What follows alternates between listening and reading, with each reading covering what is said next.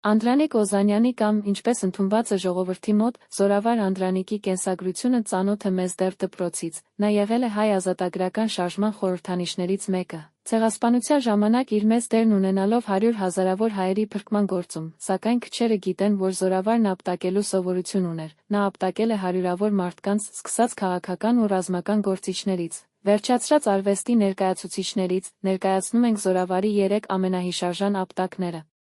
Ապտակ գեներալ Տրուխինին 1915 թվականին Անդրանիկը նամակ ստացավ, ըստ որի նա պետք է թողներ Վան Բասպուրականը թշնամու գերակշիռ ուժերի պատճառով, նա պատասխան նամակով դիմեց գեներալ Յուդենիչին, ասելով, որ ինքը տեղի բնակիչների և իր կամավորների հետ միասին կարող է դիմակայել թուրքերին։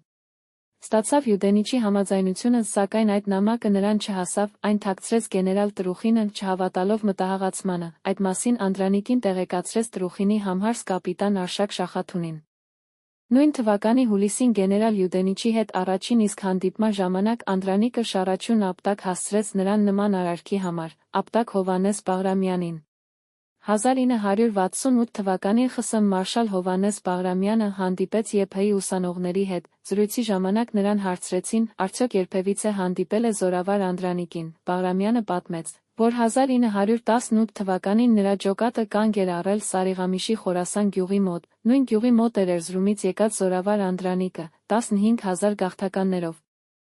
Առավոտյան նա իր մոտ կանչեց Բաղրամյանին և ապտակ հասցրեց։ Կորնետ Վանո, քո այս 30 զինվորներն իմ հույսն են, բայց ինձ լուր տվին, որ նրանց մի մասը հրաժարվում է կռվել։